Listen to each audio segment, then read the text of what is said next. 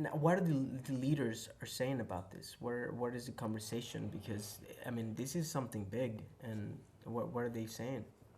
I mean, we have our tribal chairman, Mr. John Yellowbird Steele. I mean, he called in a state of emergency, called it a state of emergency, and a lot of public health officials were brought into Pine Ridge.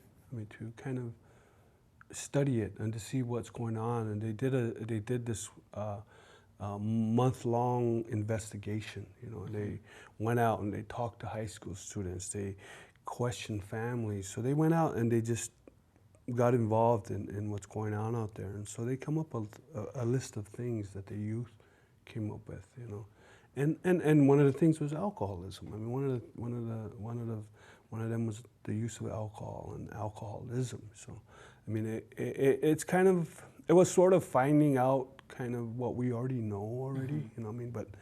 But still, I mean, alcohol is the alcohol use and and and getting to that addictive stage is fostered. It's kind of pushed by the environmental concerns. Like if you live in poverty, I mean, you have these stressors. I mean, if you don't participate in what's going on in the world, you have no participation. You have no say-so in what's going on in the world. I mean, you have fracking and uranium mining right up in our area, and our children, I mean, they understand that. They understand what it's doing to nature, what it's doing to the environment, but they have no say in it. You know, I mean, as a people, we know what the damage can be done to our aquifer. I mean, our aquifer that is under our land, I mean, it's huge, and it's pure.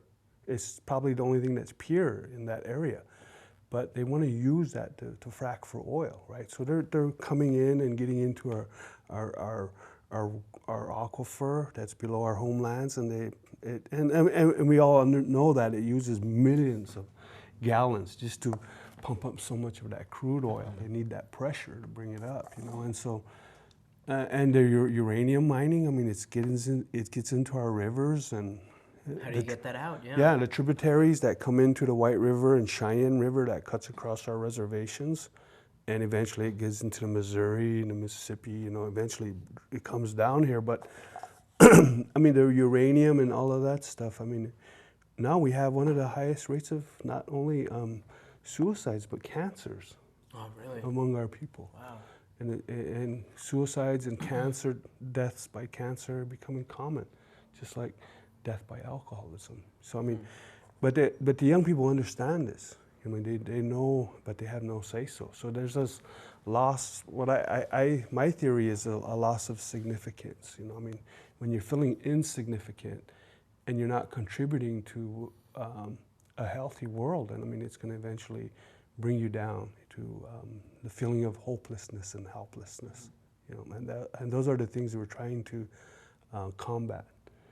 Is how do we do that? So what we've been doing is getting them involved in the creative process of re-examining their identity, who they are as a people, you know, and using cultural practices. You know, Fort Peck in Montana, they passed legislation that their language is going to be practiced in the schools now, their Dakota language, you know, and the use of their language is almost flatlined, you know. But I've been pretty fortunate to practice or going out and training, putting trainings together with a man named Virgil Eaglestaff and Richard Ironcloud, who utilize cultural identity development, you know, using cultural practices to create an identity again, our Oglala Lakota identity, you know, to foster that in them through language, through ceremony, through the things that were generated by the lands we live on. You know, I mean, all of these ancient ancestral practices, and it was that separation from that we feel has caused so much dysfunction. You know? And so our tribal chairman called for a state of emergency. They sent down health and human services, public health officials, mental health officials, psychologists, psychiatrists. I mean, they did this study and put together something quick, but that was one of the answers, was to find ourselves again in this mix of things, you know, that we call America, the U.S., you know. So we have, if our children are committing suicide, if it's happening anywhere, I mean, it shows we have to make changes. You know, we need to make changes. You know, it's a reflection of the times. You know, so that's what we feel. Yeah.